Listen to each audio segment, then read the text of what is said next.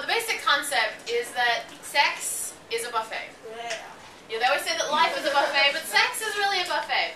Because if you think about it, you go to a buffet, there's tons of food, especially now in the days of Ryan's and Golden Corral, there are like aisles of food, okay? Think about sex like that. There are tons of different things to do, tons of different things to see, tons of different people, okay? And when you go to a buffet, I like to go with an open mind. I'm one of those people that I don't automatically go, okay, this is what I like, I'm going to eat this, don't anybody touch me, I'm going to be over here, I just want this, okay? I'm the kind of person that I'm going to go up and down the aisles, I'm going to see what's there, and I'm going to pick and choose a little bit of everything, okay? Everyone's going to pick and choose a little bit of everything. There are going to be things that you're going to try and you're going to be like, whoa, that was amazing, I want to know who made that, I want more of it, I want it every day, 3 meals a day, this completes my life. And then there are going to be things that you're going to try a bite of and you're going to be like, oh my god, why did I put that in my mouth? That was horrible. That's disgusting. Never again. Like you got the napkin and you're like, you know, we've all had that experience, okay? At a buffet, you might have had that experience literally in a sex buffet. But the idea is that you need to know what's out there, okay, in terms of activities, in terms of things that you need to be aware of, okay? There's a lot out there for you to try, and there's a lot of out there that you need to be aware of to protect yourself about. So what we're going to be talking about is all the things that are related to a sex buffet. The things that you can do and the things that you need to do for yourself and for your partner so that you can respect, please, and protect yourself and your partner as best as possible. Saying that I am in absolutely clear mind. I am in a perfect state of equilibrium. I'm okay to say that yes, I want to do this, okay? We have talked about in a lot of classes and on campus in terms of like guidelines of consent. Just because they don't say no does not mean that that's a yes, okay? Keep in mind that the people that you are engaging with, you need to be sure that they want to engage in this, and it's not unreasonable to say, excuse me, are you sure you want to do this? And to ask yourself that same question.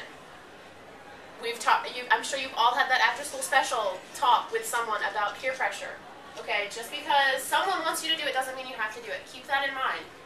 You need to respect yourself and your partner. Okay, and like Jack said, anything that you have consumed can alter your state, okay?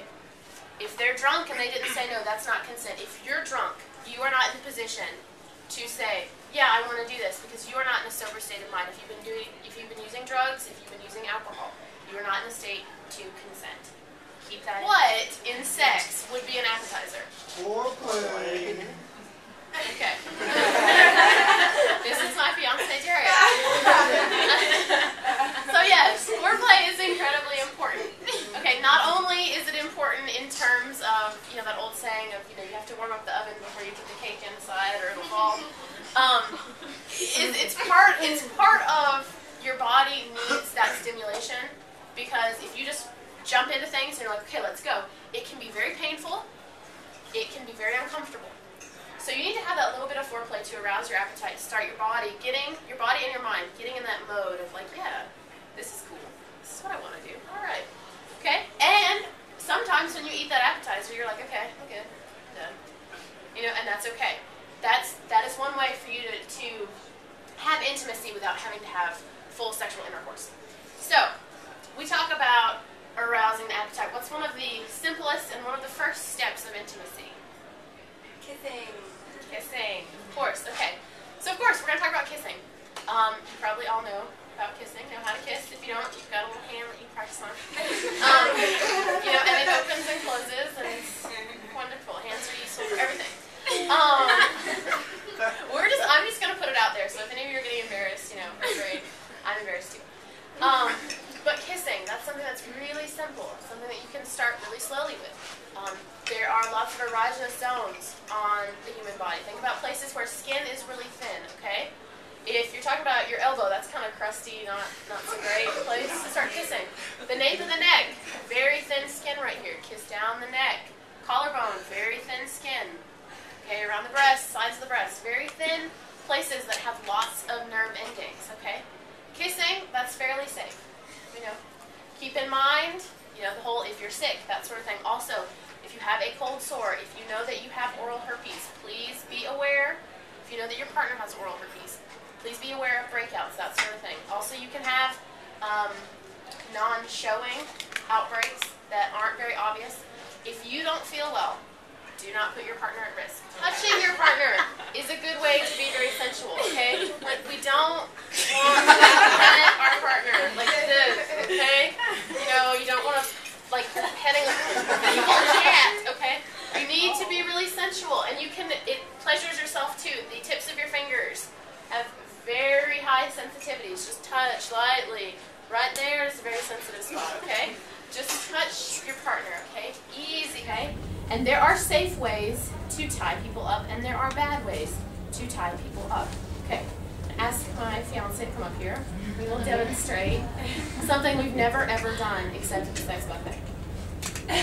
Ever. Ever. Okay. So, if you are going to be using bondage, if you're going to use elements of bondage, you want something that you can get out of. In the event that they don't hear your safe word, that they don't listen to your safe word, you need to be able to take care of yourself. There are horror stories of people getting tied up and the partner leaving. Okay, you guys don't want that sort of situation.